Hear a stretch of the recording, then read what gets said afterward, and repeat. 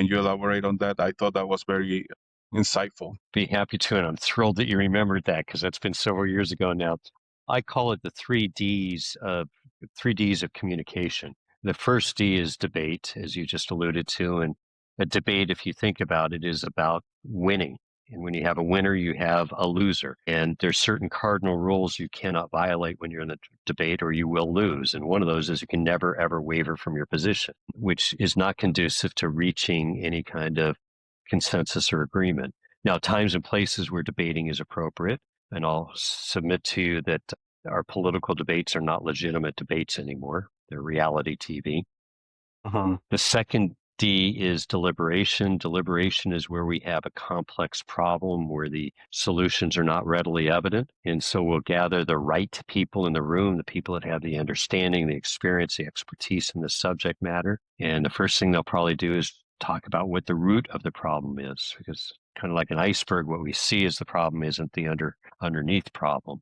And then they'll brainstorm possible solutions to the best of their ability, anticipate pros and cons of implementing any of those solutions, and also looking at unintended consequences. Well, if we do this, what might be an unintended and negative consequence of our actions? And their objective as deliberators is to reach a consensus. What is the best course of action to take to try to solve this problem? So debate is about winning. Deliberation is about finding solutions. The third D is dialogue. And what is dialogue? In its simplest terms, it's about speaking and receiving, hearing. That's it. And dialogue is so easy that we do it subconsciously, literally millions of times a day. We don't think about it. We're engaging in dialogue all the time. Dialogue is simply about hearing the other person and being heard. It's not about winning like a debate.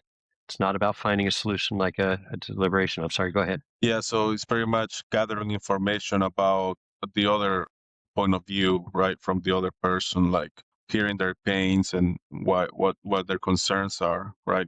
So would you say that that's a step before deliberation to have a dialogue about the problems? It's different. It's Mm-hmm. different. And dialogue is important because we grow from it, ideally. Dialogue, as I said, is super easy until it isn't. And this is where I think you're getting at, Cisco. When we're seeing eye to eye, when we don't have any discrepancy in our thoughts and opinions, it's easy. It's when we start butting heads that all of a sudden, hey, wait a minute. And that's when our emotions start to take over and we don't treat each other the way that we intend to or that's a respectful way. And that's what we're seeing in society these days, is you mentioned before we started this about the congressional hearings. There's nothing civil about those things anymore. And what troubles me is the voting populace sees that, and that becomes part of it, gets ingrained in how we deal with one another. What really scares me is that's what our children learn. They don't learn from what we tell them. They learn from the actions and the language that they witness. And when it's uncivil dialogue that they're hearing and witnessing, they're going to mimic it. They're going to pick it up very subconsciously.